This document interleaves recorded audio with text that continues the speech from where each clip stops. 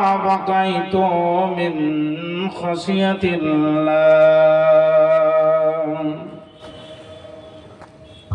মাটির দেহ মাটি হবে কিসের কর বাসনা মাটির দেহ মাটি হবে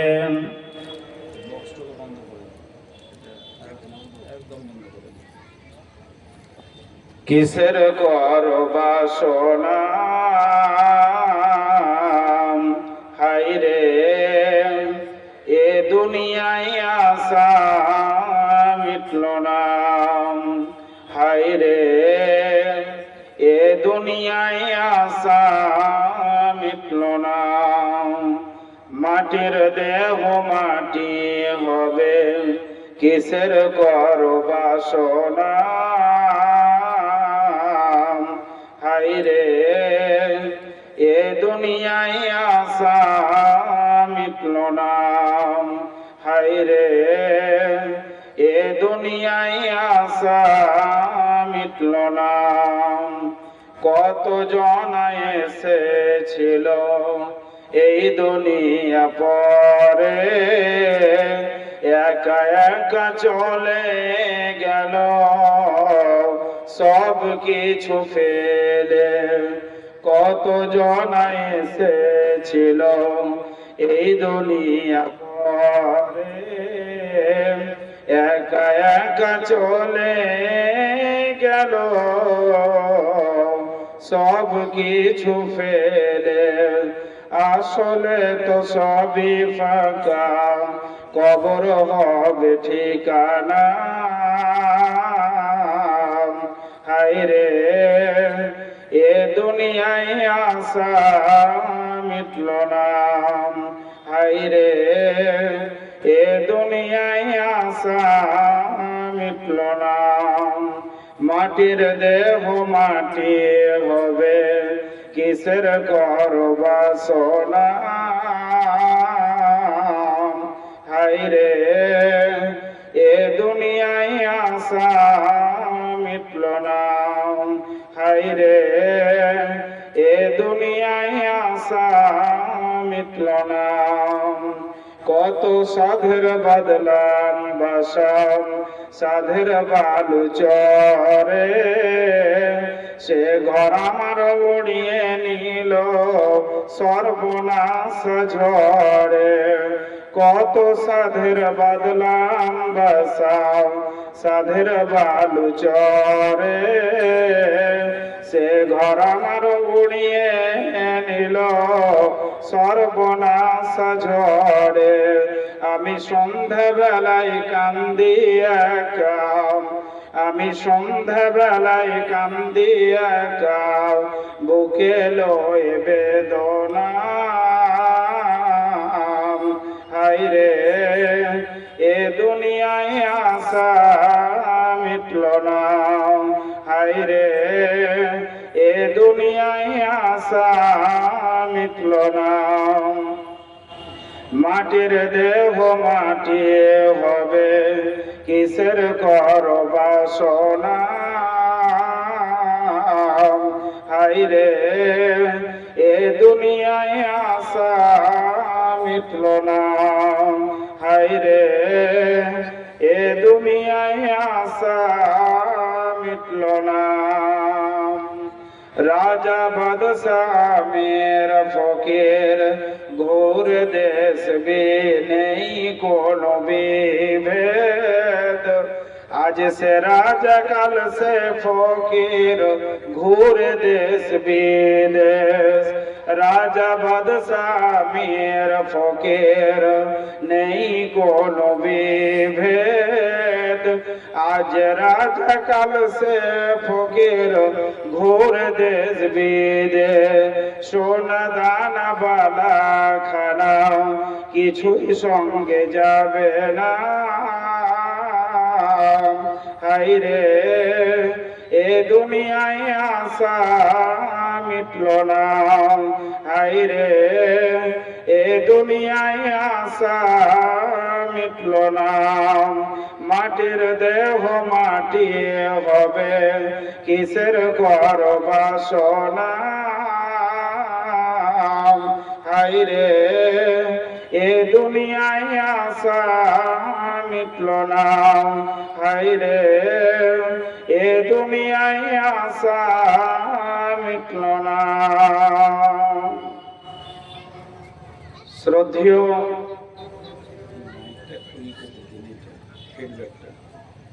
আপামার জনসাধারণের নির্বাচনকৃত যোগ্যতম আজকের সভার সভাপতি সাহেব, মঞ্চে বসে থাকা বয়োজ্যেষ্ঠ বয়োকনিষ্ঠ ভাই ও বাবা জীবনেরা আমার, সামনে বসে থাকা সমস্ত দিনদার পরিষ্কার ইমানদার মুত্তাকি ভাই সকলেরা আমার, পর্দানাসীন সমস্ত মা বোনেরা, পবিত্র কোরআনুল কারীমে আমি 3 জায়গা থেকে 3 টুকরো আয়াত পেশ করেছি এবং সহিহ বুখারীর 3131 নম্বর একটি হাদিস আপনাদের সামনে পেশ করেছি। উক্ত কোরআন এবং সহিহ হাদিসকে লক্ষ্য রেখে আমি আমার বক্তব্য যথারীতি যথাসময়ে আপনাদের সঠিকভাবে আমি বলার চেষ্টা করব ইনশাআল্লাহ। মা তৌফিক ইল্লা বিল্লাহ।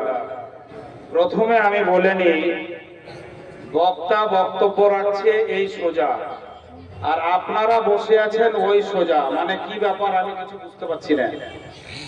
এখানে আপনার বক্তা বক্তব্য রাখবে আর আপনারা ওই সোজা বসবেন, কি? আপনাদের দয়া করে আমি বলি সামনে আসুন।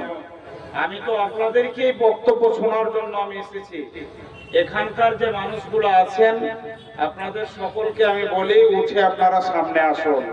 সামনে শ্রোতা থাকলে আমাদের ভালো লাগবে এবং তাতে করে মন মানসিকতা যে আমাদের, সেটা আপনাদের সকলকে দেখে একটু না হলেও আমাদের মনে একটু আনন্দ আসবে। যাই হোক, আমি তাওয়াক্কালতু আলাল্লাহ, আল্লাহর প্রতি ভরসা সম্পর্কে আপনাদেরকে আমি কিছু বলবো। আর আপনারা আজকের এই যে হেকমপুর এই শিশু মাদ্রাসার যে জালসা, এই জালসার যে আমি যে জায়গা থেকে ঢুকেছি, আমি এই গ্রামে দীর্ঘ অনেক পথ থেকে আপনার মাইকের আওয়াজ কিন্তু চলছে।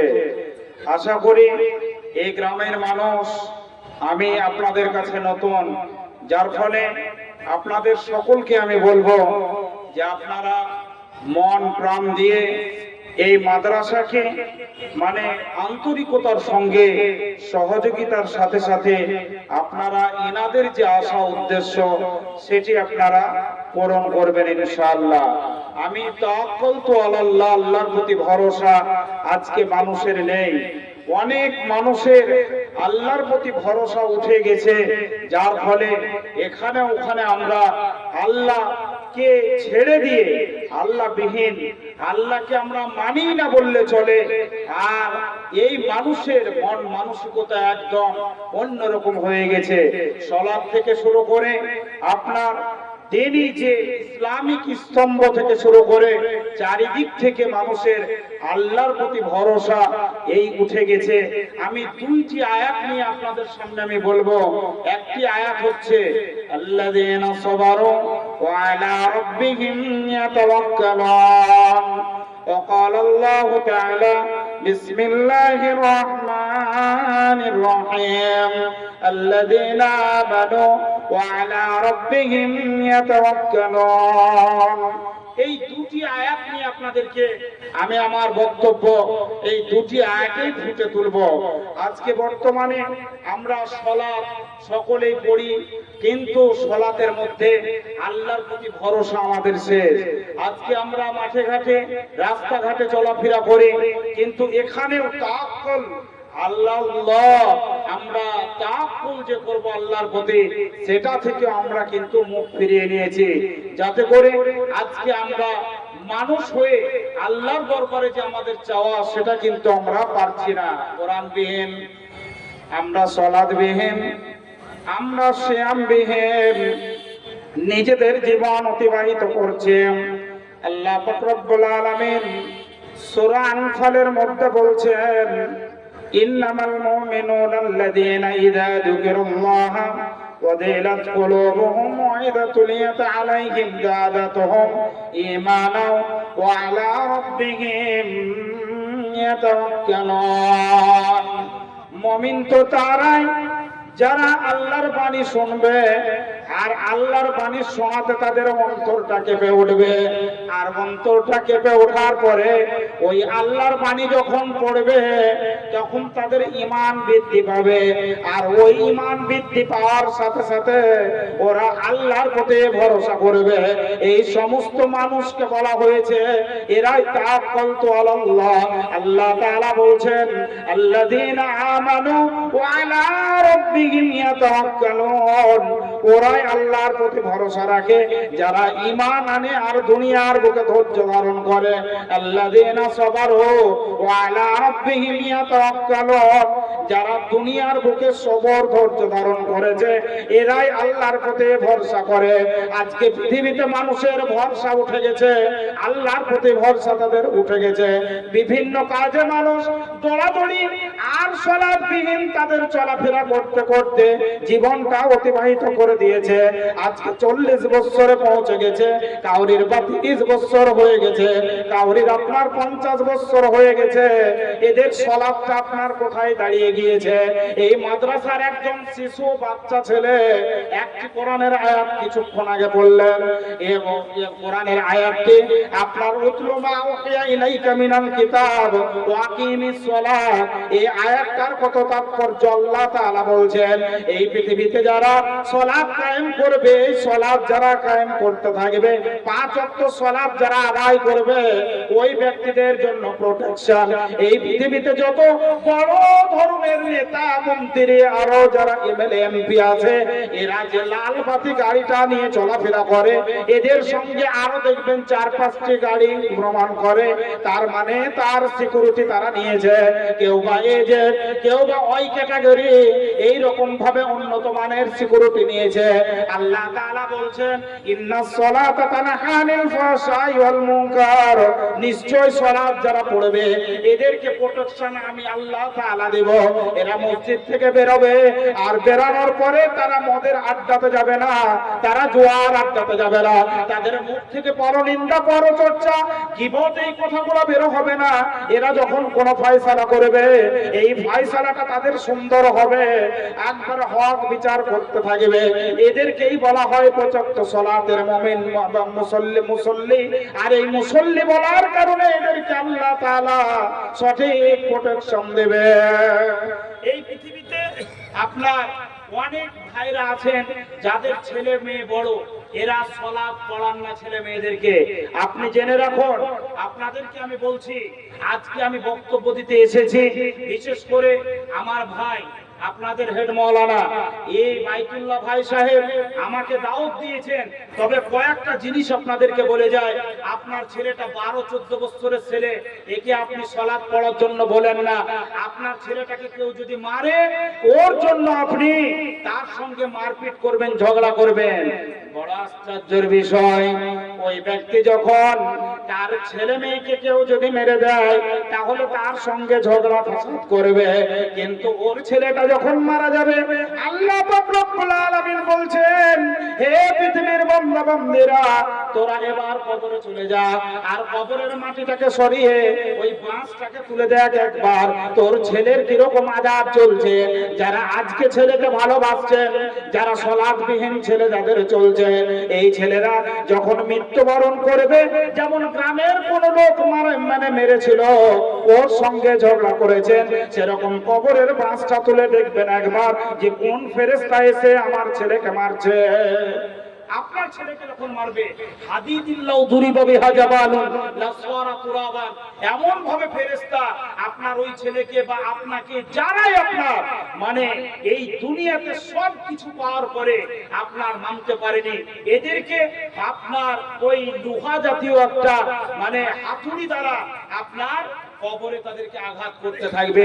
বলুন সেদিনকে আপনার ভাই, আপনার ছেলে, আপনার ধন সম্পদ, আপনার যত রকম আয় ব্যয় পৃথিবীতে ছিল, কেউ আপনাকে বাঁচাতে পারবে না। তাহলে করতে হবে কি? আল্লাহর নবী হাদিসের মধ্যে বলছেন, ওয়া আন আবি হুরায়রা রাদিয়াল্লাহু তাআলা আনহু قال قال رسول الله صلى الله تعالى عليه وسلم, আল্লাহর নবী জনাব মুহাম্মদ রাসূলুল্লাহ সাল্লাল্লাহু তাআলা আলাইহি ওয়াসাল্লাম বলছেন, লা ইয়ালিজুন নার, মানুষ কখনোই ওই মানুষ জাহান্নামের মধ্যে যেতে পারে না। হে পৃথিবীর বান্দা বান্দেরা, একবার কান খুলে শুনে নেন, এই হাদিসটি আপনাদের তারগিবের হাদিস বলছে। আর হাদিসটি যিনি মানে আপনার রাবি হিসাবে যিনি বর্ণনা করছেন, হাদিস বর্ণনাকারী যত রাবি আছে, এই রাবিদের মধ্যে সর্ববেশি আপনার হাদিস বর্ণনাকারী রাবি, এর নাম হচ্ছে আবু হুরায়রা রাদিয়াল্লাহু তাআলা আনহু। এনার হাদিসের সংখ্যা 4374টি হাদিস। এই হাদিস বর্ণনাকারী এই আপনার রাবি বলছেন, লা ইয়ালিজুন নার, বিশ্বনবী বলছেন মানুষ কখনোই জাহান্নামে যাবে না, আর জাহান্নামের আগুন তাকে স্পর্শ করতে পারবে না। কেন পারবে না? আল্লাহর নবী আরো বলছেন যে ওই জাহান্নামটাকে স্পর্শ করতে পারবে না, এই কারণে স্পর্শ করতে পারবে না যে তার জন্য রাজুলুন বাকাই মিন খাশিয়াতিল্লাহ, যে ব্যক্তি আল্লাহর জন্য মসজিদে গিয়ে আপনার চোখ দিয়ে অশ্রু ঝরিয়েছে। আল্লাহ তাআলা পৃথিবীর বুকে আমি কত ভুল করেছি, আমি চুরি চামারি করেছি, আমি সালাত পড়তে পারিনি 20 বছর, আর এই সালাত না পড়ার কারণে আমি মসজিদে গিয়ে তোমার উপর তাওয়াক্কুল করছি। মাওলা, তুমি আমার সমস্ত গুনাহ তুমি মাফ করে দাও। মাওলাই কারীম, পৃথিবীতে এমন কোন ব্যক্তি নাই, এমন কোন অফিস আদালত নাই, ওই অফিসে গিয়ে আমি বলবো, হে মাওলাই কারীম, তুমি আমার গুনাহ মাফ করে দাও। যার ফলে আল্লাহর নবী বলছেন, লা ইয়ালিজুন নার, ও কোনদিন ওই ব্যক্তি জাহান্নামে যাবে না। রাজুলুন মিন বাকাই মিন খাশিয়াতিল্লাহ, যারা আল্লাহর রাস্তায় আল্লাহর জন্য কান্না করেছে। ইয়াউদুল লাবান, যেমন গরুর ওলান থেকে, গায়ের ওলান থেকে যেমন দুধ বেরিয়ে আসে, ওই দুধটা আবার ভরিয়ে দেওয়া, আবার ফিরিয়ে ওই ওলানে ভরা যেমন সম্ভব নয়। আল্লাহ তাআলা বলছেন, যারা আল্লাহ আমার জন্য কাঁদবে, বিশ্বনবী বলছেন যারা আল্লাহর জন্য কাঁদবে, এদেরকে কখনোই আপনার জাহান্নামে দিবেন না, এরা জান্নাতের মধ্যে প্রবেশ করবে। বলেন সুবহানাল্লাহ। আল্লাহর নবী বলছেন যে আল্লাহর জন্য কাঁদতে হবে। এর জন্য আমার আয়াত হচ্ছে, আল্লাযীনা আমানু আলা রাব্বিহিম ইয়াতাওয়াক্কালুন, আপনাদেরকে মুমিন অবশ্যই হতে হবে। আর মুমিন যদি না হন, তাহলে আপনাদেরকে দৌড়াদৌড়ি করতে হবে। যেমন দৌড়ছেন এই যে আজকাল এসআইআর, স্পেশাল ইন্টেনসিভ রিভিশন, বিশেষ মানে আপনার সংশোধন, আপনার একটা ফর্ম বেরিয়েছে।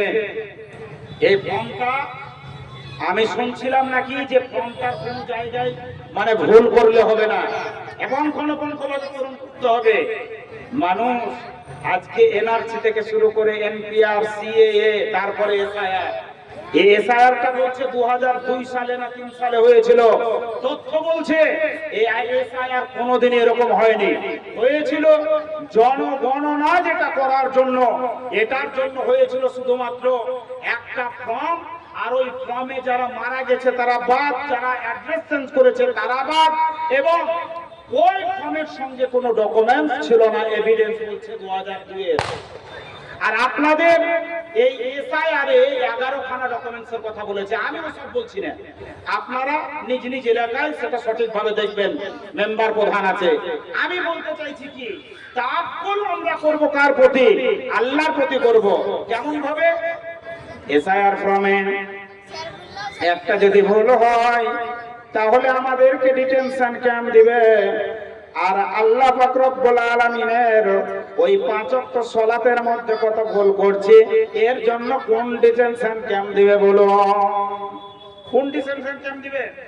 সালাতের মধ্যে আমরা আল্লাহ পাক রব্বুল আলামিনের কাছে একদম আল্লাহু আকবার থেকে শুরু করে আসসালামু আলাইকুম ওয়া রাহমাতুল্লাহ, আসসালামু আলাইকুম ওয়া রাহমাতুল্লাহ, এই পর্যন্ত আমরা সমস্ত দোয়াই কিন্তু আল্লাহর কাছে করতে থাকি। কিন্তু যদি আমাদের পুঙ্খানুপুঙ্খভাবে না হয়, তাহলে আমাদের এর পরিবর্তে আল্লাহ তাআলা কি আপনার প্রতিদান দিবে এটা ভেবে দেখো। আমরা তাওয়াক্কুল আল্লাহর প্রতি করতে পারছি না, আমরা মানুষের প্রতি ভরসা রেখে গেছি। আর এইভাবে ভরসা করতে করতে আমরা আমাদের জীবনটাকে অতিবাহিত করে দিচ্ছি। আর এই জীবন অতিবাহিত করতে করতে যদি আমাদের এই পৃথিবীর জীবন শেষ হয়ে যায়, আল্লাহর দরবারে আমরা কোনো উত্তর দিতে পারবো না। তো আমরা একটা জিনিস ভাববো, তাওয়াক্কুল কিভাবে করতে হবে। হযরত আবু বকর রাদিয়াল্লাহু তাআলা আনহু, তিনি আল্লাহ রাসূল যখন হুয়াফিল গার, যখন গার মানে গর্তের মধ্যে, গুহার মধ্যে যখন আছেন, তখন আবু বকর রাদিয়াল্লাহু তাআলা আনহু তিনি বলছেন, হাদিসটি মিসকাতের হাদিস, আল্লাহ রাসূলকে বলছেন, ইয়া রাসূলুল্লাহ, রিজলাইহি, যদি আমাদের পা দেখে নেয় কাফেরেরা, তাহলে আমাদেরকে কিন্তু এখানে আপনার শেষ করে দিবে।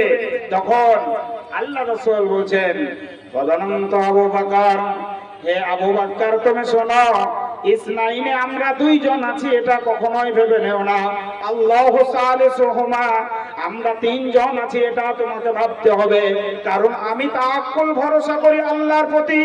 আল্লাহ তাআলা এই জায়গায় আমাদেরকে নিশ্চয় প্রতিদান দিবেন। কাফেররা মাথার উপর দিয়ে চলে যাবে, গহার উপর দিয়ে চলে যাবে, তবে আমাদেরকে দেখতে পাবে না। হে মুসলমান, এরকম আমাদেরকে তাওয়াক্কুল করতে হবে। আর এই তাওয়াক্কুল ভরসা করে আমাদের জীবন অতিবাহিত করতে হবে।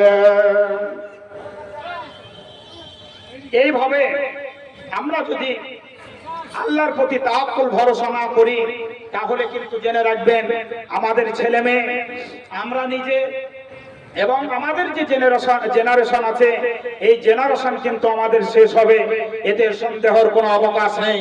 আপনারা জেনে রাখুন, আপনারা একটা জিনিস জেনে রাখবেন, আল্লাহ পাক রব্বুল আলামিন পৃথিবীর বুকে আপনার জিন ইনসান সকলকে তরুলতা, বক্ষরাজি, মানে পক্ষ পাশে, মানে পাখি পশু সবকেই কিন্তু আল্লাহ তাআলা রুজি দিয়েছেন। হাদিসের মধ্যে বলছেন, আল্লাহ পাক রব্বুল আলামিন সহিহ বুখারীর মধ্যে বলছেন যে এই পৃথিবীর বুকে আমি মানুষ যদি তাওয়াক্কুল করে, আমার প্রতি ভরসা করে, তাহলে মানুষকে অবশ্যই আমি প্রতিদান দেব, মানুষকে রিজিক দিব। রিজিক ওইভাবে দিব যেভাবে রিজিক আমি পাখিদেরকে দিয়ে থাকি। পাখিরা যেমন মানে আপনার সকাল হয়, পাখিরা চলে যায়, আবার পেট ভরে সন্ধ্যা হতে হতে আবার নিজ গন্তব্য স্থলে পৌঁছে যায়। হাদিস শরীফের মধ্যে বলছেন যে ওই পাখিদের মতো আমি মানুষকে বিপদ আপদ এবং তাদের ধৈর্যের সীমা আমি বাড়িয়ে দিব। মানুষ যদি এইভাবে চলে, পৃথিবীর বুকে যদি মানুষ এইভাবে আল্লাহর প্রতি তাওয়াক্কুল করে, আল্লাযীনা সাবারু ওয়া আলা রাব্বিহিম ইয়াতাওয়াক্কালুন, যদি তারা সবর করে, তারা যদি ধৈর্য ধরে, তারা যদি ঈমান আনে এবং তারা আমার প্রতি ভরসা করে, আমি আল্লাহ তাদেরকে প্রতিদান দেব। আল্লাহ পাক রব্বুল আলামিন এইভাবে পৃথিবীর বুকে 1450 বছর আগে বিশ্ব নবী জনাব মুহাম্মদ রাসূলুল্লাহ সাল্লাল্লাহু তাআলা আলাইহি ওয়াসাল্লামের মাধ্যমে পবিত্র কোরআন এইভাবে বলে দিয়েছে। প্রোটেকশন আছে কোরআনে। এই কোরআন প্রোটেকশন থাকার পরে আমরা কোরআনকে সঠিকভাবে বুঝতে পারি না।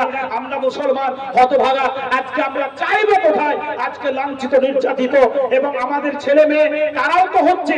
আজকে পথে পথে আমরা বুঝতে পারছি যে আমরা মুসলমান কতটুকু দুর্বল হয়ে গেছি। এই দুর্বলের মূল কারণ হচ্ছে আমাদের তাওয়াক্কুল ভরসা আল্লাহর প্রতি নেই। আমাদের সালাতের আজান হলে আমরা মসজিদে থাকি না, আমরা বাড়িতে থাকি। আমরা আসর গেলে আমরা ঘুমিয়ে কাটিয়ে দিই, মাগরিব গেলে চায়ের দোকানে কাটিয়ে দিই, এশা গেলে আমরা ঘুমাতে থাকি, ফজর গেলে বিছানা ছাড়তে আমাদের মন যায় না।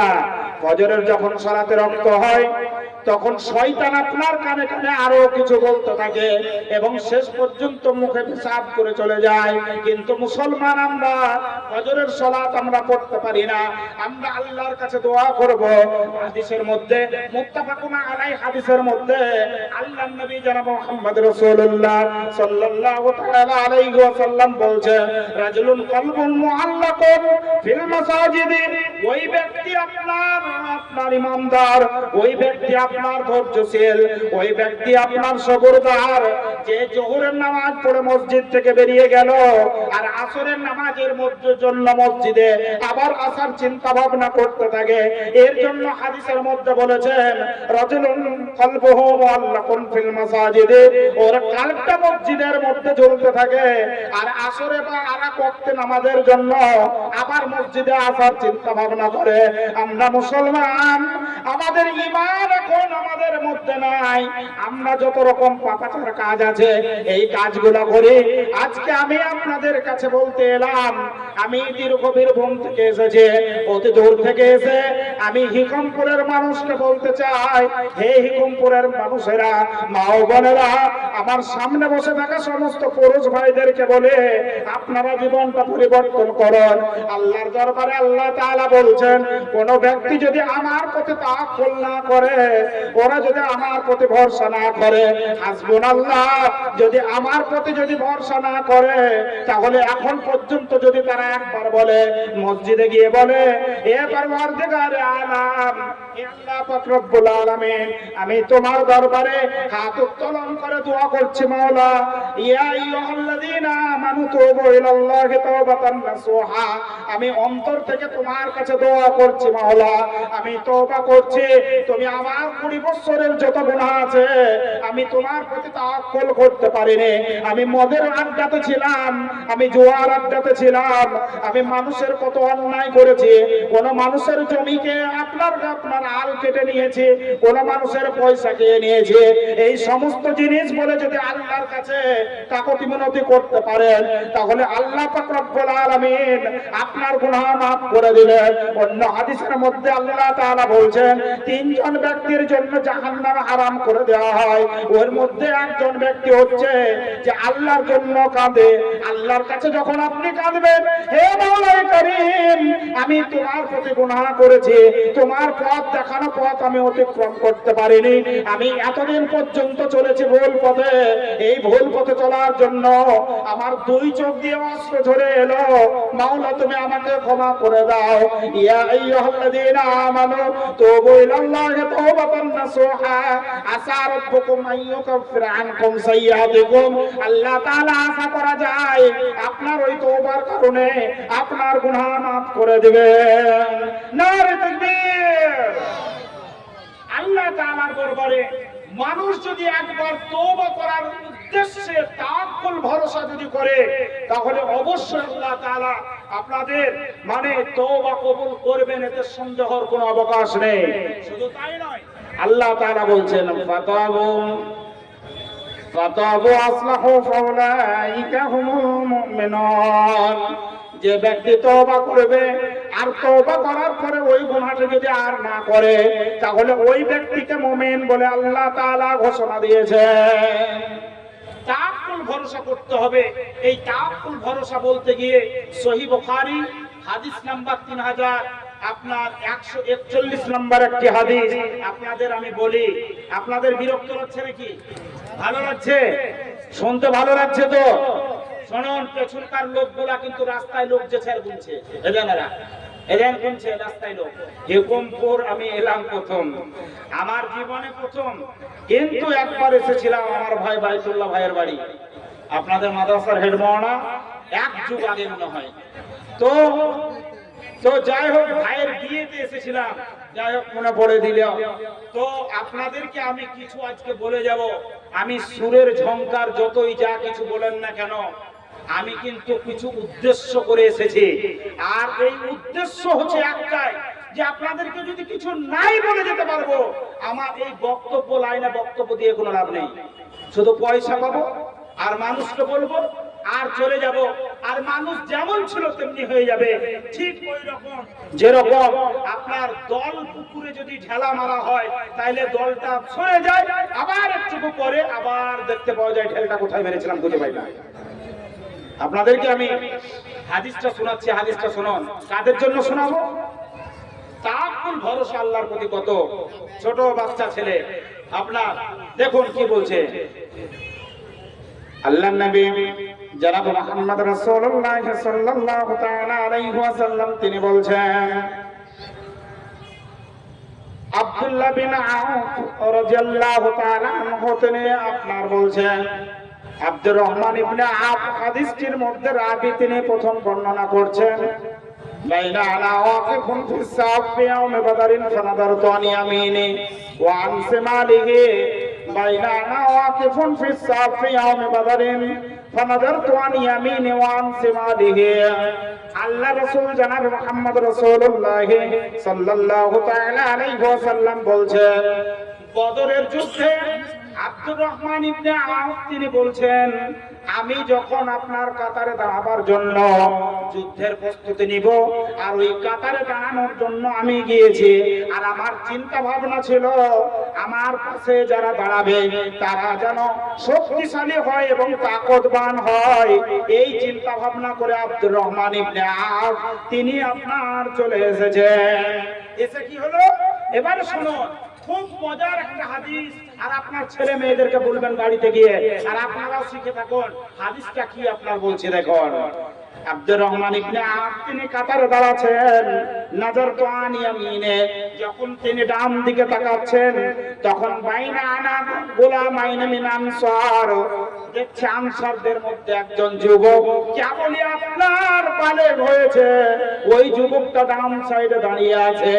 আবার তিনি যখন ফানাজার তো আন ইয়ামিনে ওয়া আন শিমালিহি, যখন বাম সাইডে তিনি তাকাচ্ছেন তখন ওই আনসারদের আরেকটি কেবলই যুবক হয়েছে, ওই আপনার বালেগ হয়েছে, ওই ছেলেটি দাঁড়িয়ে আছে। আব্দুর রহমান ইবনে আউফ বলছেন, তিনি মনে মনে বলতে চাইছিলেন যে আমি আশা করে এলাম যে কোন শক্তিশালী হৃষ্টপুষ্ট আপনার তাকতবান ব্যক্তি আমার দুই পাশে থাকবে আর এদেরকে নিয়ে এই বদরের যুদ্ধে আমি আগমন করব, কিন্তু আমি যা দেখছি এতে উল্টোটা হয়ে গিয়েছে। এই চিন্তা ভাবনা যখনই করতে লেগেছেন তখন আব্দুর রহমান ইবনে আউফকে বলছেন, ইয়া আম্মি, সাইড থেকে একটুকু আপনার হালকা ইশারা দিয়ে বলছে, আয়া আম্মি, আপনি একবার বলে দিন আমার চাচা ওই সামনে আপনার আবু জাহেল বলে লোকটাকে, ওই লোকটাকে একবার আপনি চিনিয়ে দেন। তখন আব্দুর রহমান ইবনে আউফ তিনি বলছেন, কিন্তু এই ডান সাইডের ছেলেটা যেভাবে বলছে বাম সাইডের ছেলে কিন্তু শুনতে পাচ্ছে না। আব্দুর রহমান ইবনে আউফকে বলছেন, হে আমার চাচা, আমি আবু জাহেলকে মারবো এই কারণে আমার অন্তরে যতক্ষণ পর্যন্ত আমার জান আছে, আল্লাযী নাফসি বিয়াদিহি, আমার নফস যতক্ষণ পর্যন্ত আছে ততক্ষণ পর্যন্ত আমি ওকে না মেরে আমি মনে শান্তি পাবো না। এবার আব্দুর রহমান ইবনে আউফ তাকে জিজ্ঞেস করছেন, তুমি কেন মারবে? তখন ওই ছোট্ট বাচ্চা ছেলেটি বলছে, আমি শুনতে পেলাম নাকি বিশ্বনবীকে গালি দিয়েছে আর বিশ্বনবীকে কটূক্তি ভাষায় কথা বলেছে, আমার শেষ নবী জনাব মুহাম্মদ রাসূলুল্লাহ, সকলে বলুন সাল্লাল্লাহু তাআলা আলাইহি ওয়াসাল্লাম কে আপনার গালি দিয়েছে, যার ফলে আমি ওই আবু জাহেলকে কতল করতে চাই, আর এত কতল না করে আমার জানে জান হবে না। এই কেবলই বালেগ হয়েছে এই ছেলেটা কিন্তু আব্দুর রহমান ইবনে আউফকে বলছেন তাকুল দেখুন আল্লাহর প্রতি। তারপরে কিছুক্ষণ পরে বাম সাইডের ছেলেটিও একই কথা আব্দুর রহমান ইবনে আউফকে বলছেন। কিছুক্ষণ পর আব্দুর রহমান ইবনে আউফ বলছেন, ফানাজার তো যখন তিনি দূর থেকে দেখলেন যে আবু জাহেল ঘোরাফেরা করছে, তখন দুই ছেলেকে বলে দিলেন, তোমরা যার সন্ধান করছো আবু জাহেল, ওই দেখো সামনে আবু জাহেল। আর এরা দুজনে আপনার বাজ পাখির মতন দৌড়ে গিয়ে আবু জাহেলকে আপনার মাটিতে লুটিয়ে ফেলে দিল। এবার দুজনাই মিলে এই খবর আপনার বিশ্বনবীর কাছে গেল। বিশ্বনবীকে এই বলা হলো যে আপনার দুইজন বাচ্চা ছেলে কেবলই বালেগ হয়েছে, আপনার আবু জাহেলকে কতল করে দিয়েছে। এই দুই বাচ্চা ছেলে বিশ্ব নবীর কাছে গিয়ে বলছে আল্লাহ রাসূল আমি কতল করেছি, আর একজন বাচ্চা বলছে আল্লাহ রাসূল আমি কতল করেছি। বিশ্ব নবী দেখলেন এদের দুজনের কথা যদি আমি এইভাবে শুনে তাহলে দুজনেই হয়তো দুঃখ পাবে। তখন আল্লাহ রাসূল বললেন তোমরা দুজনেই তোমাদের তরবারিটা নিয়ে এসো, ওই তরবারিটা আমি দেখে বুঝতে পারবো তোমরা কে কতল করে দিয়েছো। যখন তরবারি বিশ্ব নবীর কাছে নিয়ে যাওয়া হলো তখন দুজনের তরবারিতে রক্ত লেগে আছে, আর দুজনকেই জয়ী বিশ্ব নবী করে দিলেন। এরা দুজনেই ছিল কোন কোন সহিহ বুখারীর রিওয়ায়েতে এসে এক বাপের দুইজন ছেলে, আমার বিন জামহ আর আমার ইবনে আম বিন জামহ, একই নাম আপনার দুটি এক বাপের ছেলেই ছিল বেশি রিওয়ায়েত। এই ছেলেদের কেমন আপনার তাওয়াক্কুল আল্লাহর প্রতি বিশ্ব নবীকে কথা বলেছেন বলে তারা আবু জাহেলকে কতল করে দিলেন। আমি বলতে চাইছি না কাউকে কতল, আপনার ছেলেটাকে মসজিদ পাঠাতে পেরেছেন? হাত তোলেন দেখি, হাত তোলেন। ছেলেটাকে পেরেছেন মসজিদে পাঠাতে? আপনার ছেলে বাড়িতে থাকে কেন জানেন? টোটো চালাচ্ছে। আপনাদের তো কাছে বহরমপুর, আপনারা বহরমপুরে গ্যারেজে দিয়েছেন, বিভিন্ন শোরুমে দিয়েছেন, বিভিন্ন মেডিসিন খানা দিয়েছেন, বিভিন্ন আরো ওয়ার্কশপে দিয়েছেন। কেন? তার কাছ থেকে ইনকাম নিচ্ছেন, নিবেন ইনকাম। আপনি বাপ হিসাবে যোগ্য নন। আপনি সালাতের কথা বললেন না, ইনকামের কথা বলছেন আগে। আপনি সালাত কেন পড়াতে পারলেন না? আপনি জেনে রাখুন, বাপদেরকে বলছি, মায়েদেরকে বলছি, আজকে যারা এই যে মাদ্রাসা, এই মাদ্রাসাতে যে পবিত্র কোরআন এবং আগামীতে যে এখনই হাদিসের ছোট ছোট বই মাদ্রাসাগুলোতে পড়া হবে, আর এই মাদ্রাসাকে অবজ্ঞা করে আজকে যারা বিভিন্ন জায়গায় পড়াচ্ছেন, আমি কাউরির প্রতিবাদ বা বিরোধী করছি না, তবে আমি বলে দিচ্ছি হাদিসের কথা। আজকে মা বাপ যারা আছেন, ফজরের সালাত যারা পড়েন না, সকাল 6টা বাজছে, ছেলেকে আপনার উঠিয়ে দিয়ে ভালো করে জামা টামা দিয়ে ঘাড়ে ব্যাগ দিয়ে গাড়ি এসেছে, স্কুলে চলতে হবে, যেতে হবে তোমাকে স্কুলে। আপনাকে আমি বলে দিই, এই ছেলেটা যখন আপনার এইভাবেই যখন মানুষ হবে, তারা যখন কোরআনের বাণী পাবে না, তারা হাদিসের বাণী পাবে না, বিশ্বনবী কি বলেছেন তার চরিত্র আখলাক এই কিছুই যখন পাবে না, তখন জাহান্নামের অধিকাংশই অধিকারী হয়ে যাবে। এরা তখন আল্লাহ তাআলাকে বলবেন ইয়া রব্বুল আলামিন, আমার মা কি করতে জানেন? আমার মা সকাল বেলায় ওই ভালোভাবে সাজিয়ে গুছিয়ে দিয়ে আমাকে গাড়ি ধরিয়ে দিত, স্কুলে পাঠাতো, কিন্তু সালাতের জন্য কোনোদিন আমাদেরকে মারেনি, যার ফলে আমি জাহান্নামে একাই যাব না, আমার মা বাপকে নিয়েই আমি জাহান্নামে যাব। সুবহানাল্লাহ। ভেবে দেখেছেন?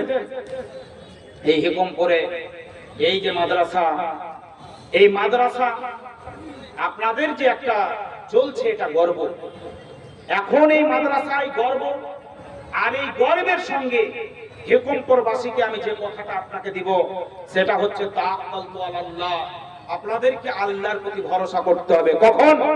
বিপদে, খুশিতে, আনন্দিতে, আনন্দই, এবং তার সঙ্গে সঙ্গে আপনার যে যত সমস্ত ছেলে মেয়ে আছে এদেরকে সালাতের জন্য পাঠিয়ে সব দিক দিয়ে ভরসা আল্লাহর প্রতি করতে হবে।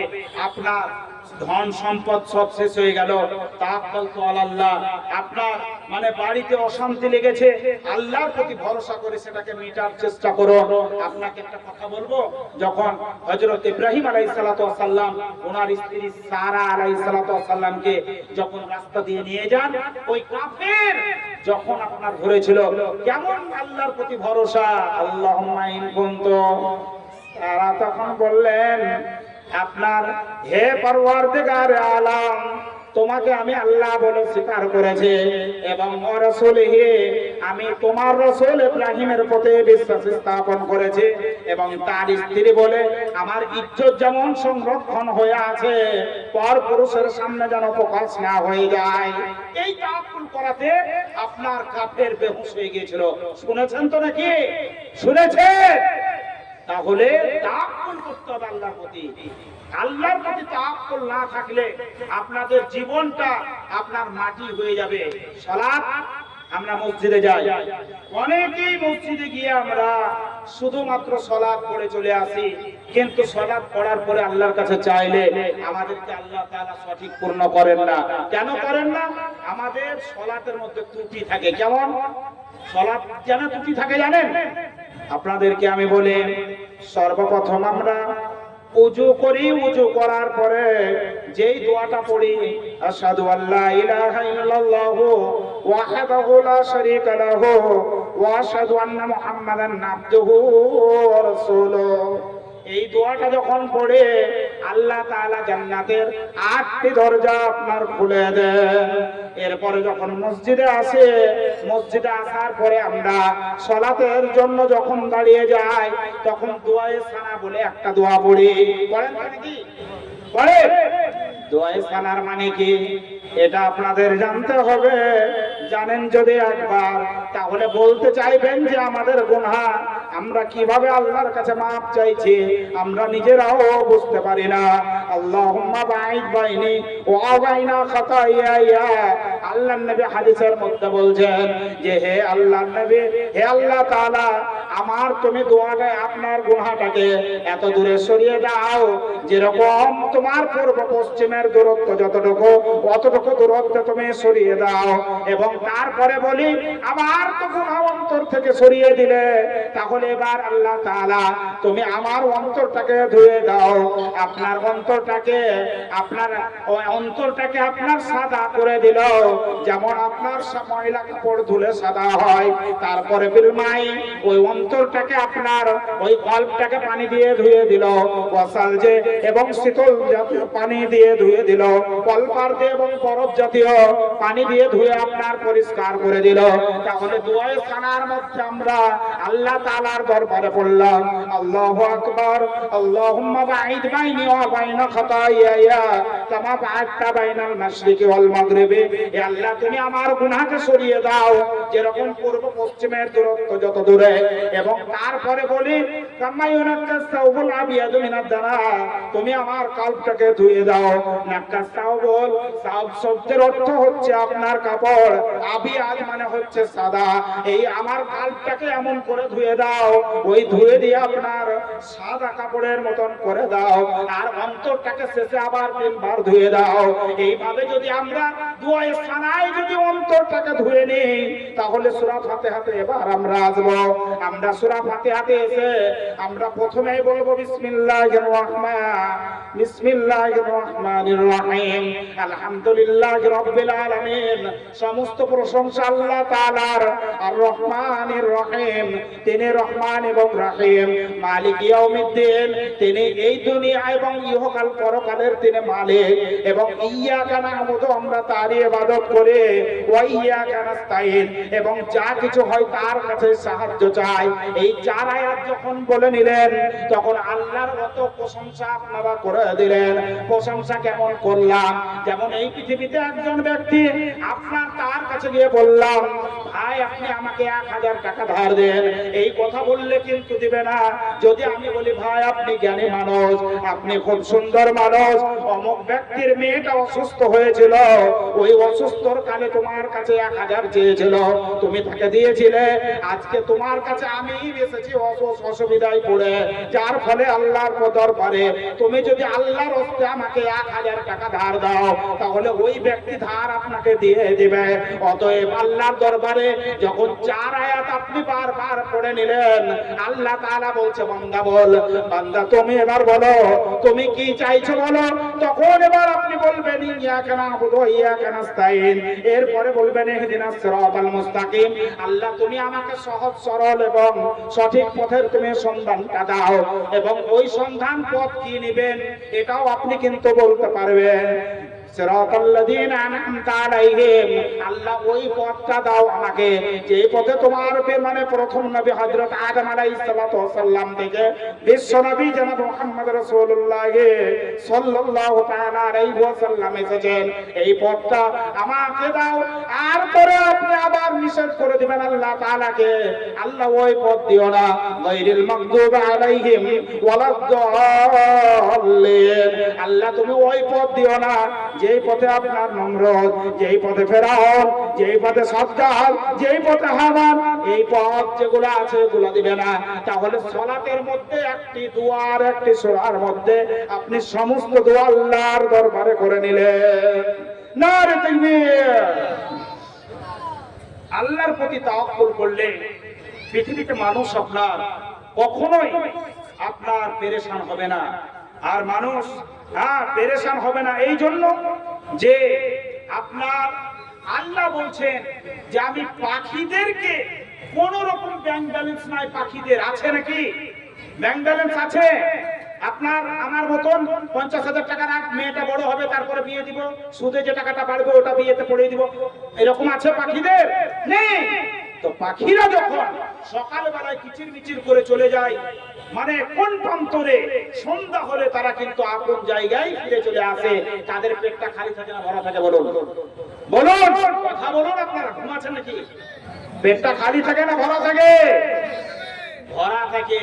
আল্লাহ ঠিক বলছেন, বান্দারা যে তাওয়াক্কুল করে, আর আমার প্রতি শুধু কিচ্ছু নয় বান্দা, তুমি আযানের সঙ্গে সঙ্গে 5 বার মসজিদে এসো, আর ফান্তাসিরু ফিল আরদ, তারপরে তুমি তোমার অর্জনের জন্য, রুজি অর্জনের জন্য তবে হালাল হতে হবে।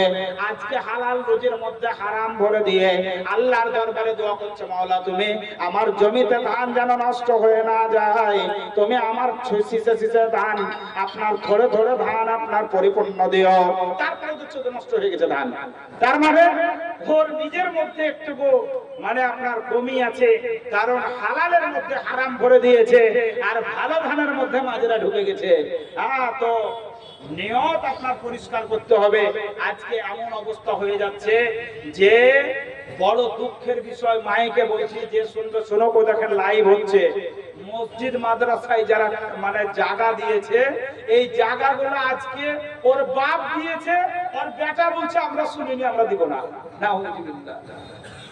আমি একদিন শুনলাম 2-3 দিন আগে একটা মাটি দিতে গিয়ে, অনেক জায়গার কথা বলছি, ওর বাপ 40 বছর আগে 5 কাঠা জমি দিয়েছিল মাদ্রাসাকে, ওর ছেলে এখন বলছে যে এই জমি আমরা থাকাকালীন দেয়নি, আমরা দিব না। তা আমি ওই লোকগুলাকে বললাম যে এই যে দিব না বলছে, ওকে জান্নাতে ভোট ছিল, ফেরেশতা বলছে বাই কর বাই কর বাই কর, জমি ঘুরিয়ে নিয়েছে, জমি ঘুরিয়ে নিয়েছে, বাই করে বাই কর, আর ফেরেশতারা আবার দিবে বলেন, শান্তি না হয় জীবনে। মসজিদ মাদ্রাসার জমিতেও এরকম করছেন আজকাল। আমি 4-5টা জায়গা আপনার কথা বললাম, এটা বাস্তব, আপনাদেরকে হাসাবার কথা বলিনি। আর আমি যে উত্তরটা সেখানে দিয়েছিলাম, এটাও আমি হাসাবার জন্য বলিনি, মানুষ সব হেসে গেল। আমি বলি ও দান করেছে, আর সাদাকাত তারাদ্দুল বালা, এই পৃথিবীতে দান করলে আল্লাহ তাআলা যত বালা মুসিবত আছে বড় বড় আপনার সব কিছু দূর করে দিবেন, এতে সন্দেহের কোনো অবকাশ নাই, সহিহ হাদিস বলছেন। আর যারা আল্লাহর রাস্তায় দান করবেন, সালাতের কমতি, যাকাতের কমতি এবং সিয়ামের কমতি, এগুলো আল্লাহ তাআলা সেগুলোকে পরিপূর্ণ করবেন। কিছু কমতি থাকলে দান এতটা পাওয়ারফুল একটা মানে ইসলামের মধ্যে একটা ইবাদত। তো যারা দান করেছিলেন, তো 40 বছর দান করে তো জানতে পারছিলেন যে আমি নাকি পাবো, এবার আর ছেড়ে দিব না বলছে, তাহলে ও তো জাহান্নামে যাবে বাবা করে বেল লেগে গেছে, বললাম কোথায়। তো আপনাদেরকে আমি বলছিলাম যে যাই কিছু করবেন হালাল উপার্জন করে আপনার পথে চলতে শিখুন। এই যে এনআরসি, এসআইআর, যত রকম মানে সরকার করছে করুক, এরা ভারতবর্ষ স্বাধীন তো আমাদেরই বাপ দাদুরাই করেছে। আমাদের ভারতবর্ষ স্বাধীন করতে গিয়ে 55 থেকে 13,000 বেশি আলেম উলামারা এবং তার সঙ্গে আমার মানে সে সময় কিছু হিন্দু ভাইরা, এরা ভারতবর্ষ স্বাধীন করেছেন। আর এই ভারতবর্ষতে আজকে আমাদের কাগজ দেখাতে একটু লজ্জার বিষয়, বুঝলেন? এটা একটা লজ্জার বিষয়। অথচ আমাদের পশ্চিম বাংলায় যিনারা বাস করছেন, এনারা অনেকেই বেশি বড় বড় নেতা, এরা সব বাংলাদেশি। আপনাদেরই আশেপাশে একজন আছে বাংলাদেশি, আমি নাম করছি না। তো আমাদের ডকুমেন্টস যেগুলো আছে, এই ডকুমেন্টস তো বাড়িতে থাকার লেগে আপনি বানাচ্ছেন, কিন্তু জহুর চলে গেল, এসআইআর ফর্ম নিয়ে লাইনে দাঁড়িয়ে আছে, পূরণ করব জহুর, এটা কাজা পড়ে নিব। এই তো তাওয়াক্কুল আপনাদের। আমার বিষয়বস্তু কি? তাওয়াক্কুল আলাল্লাহ। তো আপনাদের তাওয়াক্কুল করতে হবে আল্লাহর প্রতি। কেমন ভাবে? আরেকটা কথা বলে, আপনার বাড়িতে মেয়েটি আছে, আপনার বাড়িতে ছেলে আছে, এই ছেলে মেয়ে আপনি আল্লাহর দরবারে অনেক মানুষ আছেন যারা আল্লাহ না করুক তারা রুজি রোজগারের ভয়ে আপনার ছেলে নেওয়া বন্ধ করে দিয়েছে। আর এখন যত ছেলে হচ্ছে এরা তাওয়াক্কুল তো আলাল্লাহ নয়, এরা সব পেট কাটা মধ্যাহ্ন সব, বেশিরভাগ ছেলে আপনার পেট কাটা মধ্যাহ্ন সব। মানে দুটো ছেলে, আপনার একটা ছেলে একটা মেয়ে বা দুটো মেয়ে বা দুটো ছেলে এরকম হচ্ছে। আল্লাহ তাআলা বলছেন, হে পৃথিবীর মানুষ, তোমাকে আমি পৃথিবীর বুকে এই সুন্দর আলা দেখিয়েছি, আর এই সুন্দর আলা দেখার পরে তুমি যখন বড় হলে, বড় হওয়ার পরে যৌবনে পদার্পণ করেছো, ওই পদার্পণ করার পরে তোমাকে যখন তোমার বিয়ের লাইফ হয়েছে, বিয়েও দিয়ে দিয়েছে, প্রথম সন্তান হয়ে গেল, দ্বিতীয় সন্তান তোমার হয়ে গেল, তৃতীয় সন্তান নিতে যদি কোনো রকম অসুবিধা না হয়, তোমার স্ত্রী যদি মরার পর্যায়ে যদি না পৌঁছে যায়, তাহলে সেই সন্তানটাও তোমাকে নিতে হবে। আমি রিজিক দাতা, আমি তোমাকে পৃথিবীর বুকে শ্বাস প্রশ্বাস দিয়েছি। আপনার বহরমপুর হসপিটালে চলে যাবেন, কোন মানুষ আপনার নিঃশ্বাস পাচ্ছে না, এর জন্য অক্সিজেন সিলিন্ডার তার পাশে লাগানো আছে। আপনি সারা দিনের মধ্যে কত অক্সিজেন আল্লাহ তাআলার নিচ্ছেন, এতে যদি আপনার কোন রকম সামান্য চার্জ করা হতো, তাহলে কত টাকা বিল আল্লাহ তাআলার হতো। এসব কিছু নাই, তাহলে এতে আল্লাহর প্রতি ভরসা রেখে ঈমান এনে আপনাকে তার রিজিকের উপর মানে সন্তুষ্ট থেকে এই দুনিয়াতে আপনার ওই সন্তানের প্রতি আপনি মানে আপনার অবহেলা না করে আপনার জীবনটা অতিবাহিত করে দিতে হবে, তাওয়াক্কুল করতে হবে। আর এই তাওয়াক্কুল না করতে গেলে আরেকটা জিনিস আমাদের অসুবিধা হচ্ছে। আজকে গ্রামগঞ্জে আপনার এই ছেলে মেয়ে, আপনার তো দূরের কথা, মা বোনেরা যারা আছে, মানে আজকে পরকীয়া বেশি হচ্ছে। এই পরকীয়া হওয়ার মূল কারণ কি জানেন? আপনার এই টিন ভাঙা, লোহা ভাঙা থেকে শুরু করে মানে কসমেটিক, তারপরে আপনার খাবার, খাদ্য, আলু, পেঁয়াজ সব গ্রামে আসছে। আর ভাই আমার বাইরে আছে, আর মানে আমার ভাবি ওই মানে আপনার ফেরিওয়ালার কাছে আপনার যাচ্ছে, তো ওই ফেরিওয়ালার কাছে গিয়ে যা নিচ্ছে নেন, অসুবিধা নাই। আপনার মা তো যাচ্ছে না, আপনার বাড়িতে ইয়াং যে আপনার বোনটা আছে সেটা যাচ্ছে, আপনার ইয়াং স্ত্রীটা যাচ্ছে। এবার আমার কথা হচ্ছে যে আমরা কতটুকু আল্লাহ ভীরু, আমাদেরকে এখান থেকে জানতে হবে যে ওই ফেরিওয়ালার কাছে আপনার ইয়াং বউটা গিয়ে কাপড় দিচ্ছে, আপনার যুবতী মেয়েটা গিয়ে কাপড় দিচ্ছে। দেখতে দেখতে একদিন রাতে দেখছেন ফোন করছে, আর ফোন করতে করতে করতে ঘন্টার ঘন্টা আপনি এসে তখন বলছেন, আরে তুই কার সাথে ব্যস্ত, এমনি করতে করতে আপনার দেখা গেল যে না, ওই কাপড়ওয়ালার সাথে কথা বলছে। দোষকার, দোষকার বলে, দোষ টাকা কে বলে না, মানে ফেসে গেছে, ফেসে গেছেন আপনারা, আপনারাই নিজে করেছেন। তাহলে যদি ও কাপড় নিতে গিয়ে ফোন নাম্বার নিয়ে রাতে বেলায় কথা বলে, তাহলে আপনার অসুবিধা কোথায়? অসুবিধা থাকবে। আপনি নিজে পারেন না ওগুলা করতে, আপনার স্ত্রী কতটা গুরুত্বপূর্ণ। মা হাওয়া রাদিয়াল্লাহু তাআলা, মা হাওয়া আলাইহিস সালাতু ওয়াস সালাম জান্নাতে যখনই আপনার ওই শয়তানের চক্রান্তে পড়ে যখন মানে ফলটা খেয়েছিল, সঙ্গে সঙ্গে তাদের শাস্তি কি ছিল বলেন? শাস্তি কি ছিল? মার ছিল, পোশাক খুলে গেছিল। তাহলে জানতে হবে পোশাকটা অনেক বড় ধরনের শাস্তি। কি খুলে গেছিল? পোশাক খুলে গেছিল। এর পোশাকটা জেনে রাখবেন, বড় ধরনের শাস্তি।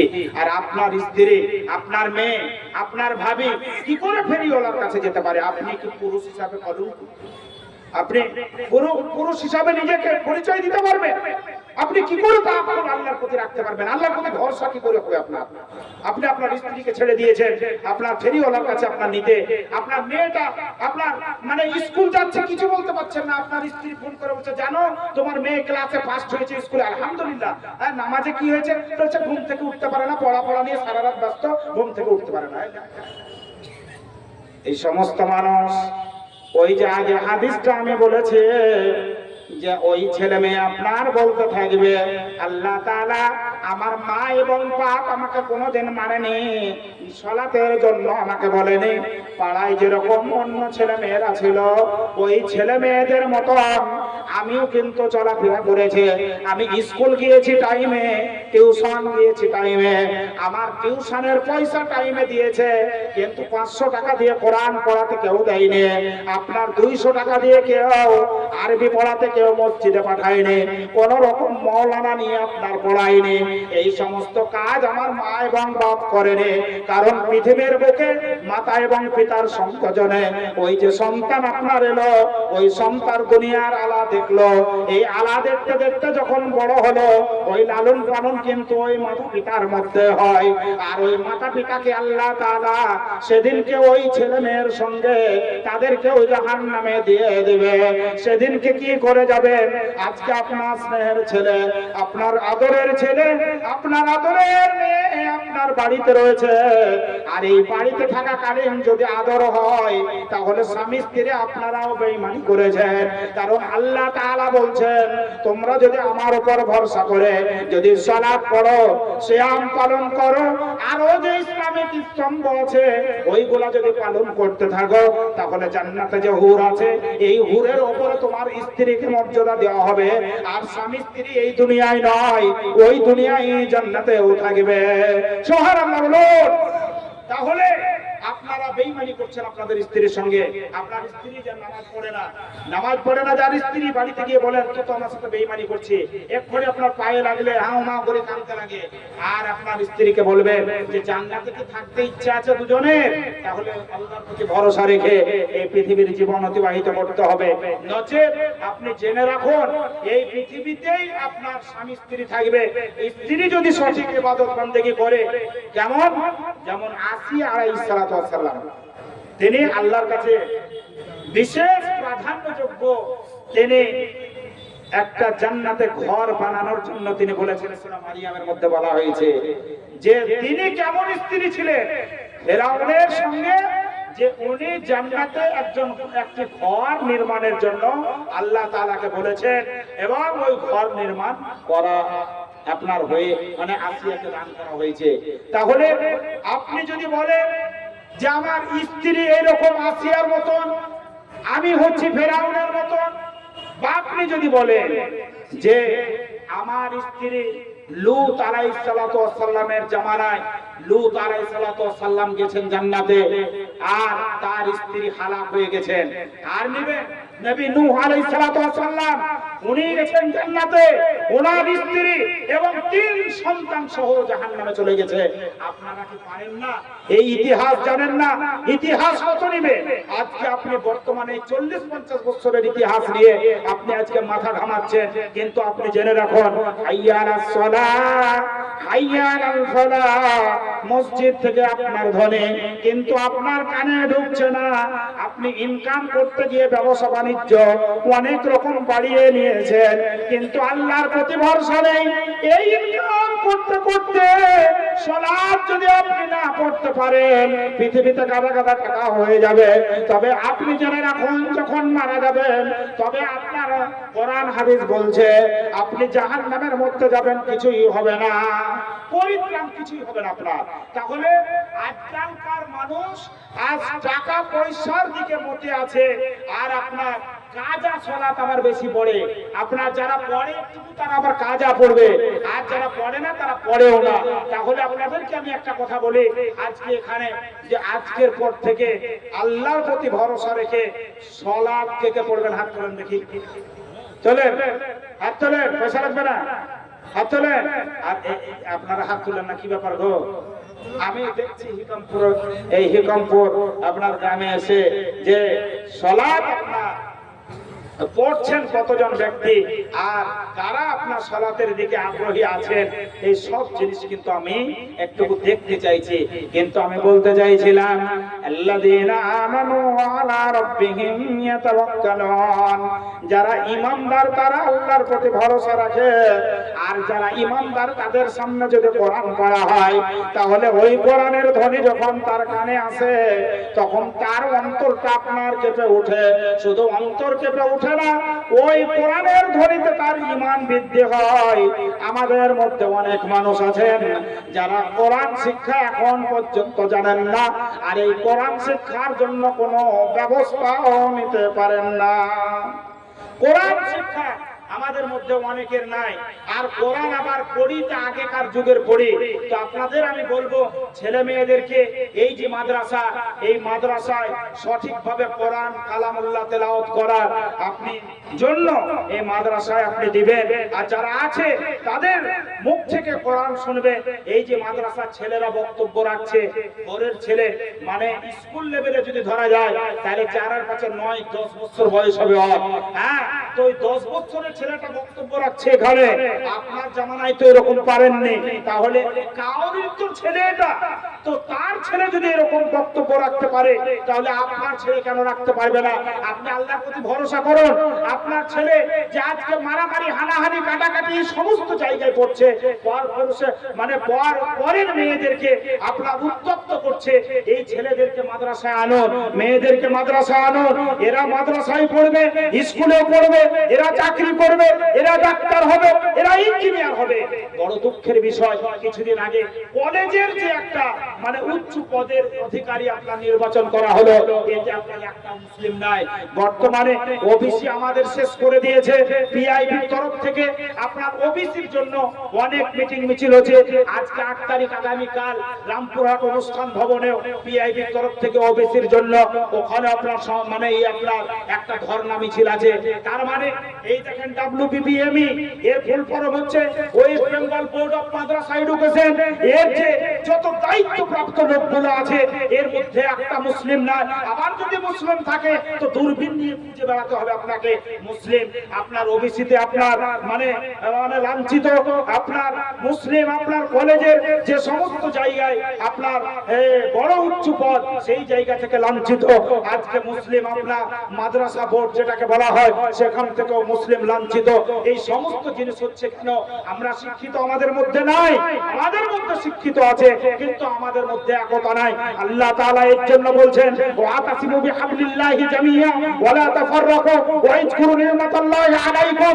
মানুষের মধ্যে, মুসলিমদের মধ্যে যখন ফেরকা জন্মে যাবে, যখন তারা ফারক হয়ে যাবে, তারা যখন আপনার একে অপরে বিচ্ছিন্ন হয়ে যাবে, তখন তাদের মধ্যে অনেক রকম আপনার মহামারী আসবে, তাদের মধ্যে অনেক আযাব আসবে, তাদের মধ্যে খুন খারাপি হবে, তাদের মধ্যে লাঞ্ছিত হবে, তাদের মধ্যে নির্যাতিত হবে। এই সমস্ত জিনিস মুসলিমদের মধ্যে হবে। ভাইরা আমার, আমরা শিখবো কখন? আজকালকার জামানায় যদি আমরা না শিখতে পারি, আমাদের নিউ জেনারেশনকে যদি শিক্ষা না দিতে পারি, তাহলে জেনে রাখবেন আমরা অধম, আমাদের দ্বারা কিছু হবে না। এবং ছেলে মেয়েদেরকে আমরা অধম রাস্তায় চড়িয়ে দিয়ে আমাদের জীবনটা আমরা অতিবাহিত করে নিচ্ছি। একটা ঘটনা বলি, আমার ভাই হেড মাওলানা উনি যখন মাদ্রাসায় পড়তেন, আমি নিচে জামাতে পড়তাম, আমাদের ইংলিশ মাস্টার একটা ইংরেজি বই পড়াতো আমাদেরকে। ইংরেজি বইটাতে একদিন আমি পড়তে পড়তে ইংরেজির মানে করছিলাম। সে সময় অতটা ইংরেজি পারতাম না, তবে মানে বই থেকে মানে করছিলাম। তো দেখা গেল দুটো ষাঁড় আর একটি বাঘ, সিংহ, তো এক সঙ্গেই বসবাস করে, একই সঙ্গে তারা চলাফেরা করে। সিংহ একদিন মনে মনে চিন্তা করলো যে এত সুন্দর খাবার আমার কাছে আছে আর আমি এদেরকে খেতে পাচ্ছি না, এরা দুজনে একত্রিত হয়ে থাকছে, এদেরকে আলাদা করা যায় কি করে? তো একদিন ওই সিংহ আপনার একটা ষাঁড়কে বাইরে পায়, আর বাইরে পাওয়ার পরে বলছে, সিংহ ষাঁড়কে বলছে, তুমি জানো আর একজন যে তোমার ভাই ষাঁড় আছে তোমার জন্য গত রাত্রিতে এরকম কথা বলছিল যে ও নাকি আমার সঙ্গে থাকে না, ও নাকি আপনার এখানে ওখানে ঘাস খেতে চলে যায়, আমাকে ডাকে না, আমি ওর সঙ্গে আর যাব না। এইভাবে তোমার নামে নানা কিছু বদনাম করছিল। এই ষাঁড় যখন শুনে নিল, শুনে নেওয়ার পরে তখন ঘরে এসে আপনার কিছুই না বলে তিনজন আবার একত্রিত থেকে গেল। আবার আর একটি ষাঁড় যখন সেও যখন বাইরে যায় তখন সিংহ তাকেও বলে, তোমার জন্য অমুক ষাঁড় এরকম এরকম বলছিল। এই বলে দুজনেই আপনার ওখানে আপনার ফার হয়ে গেল।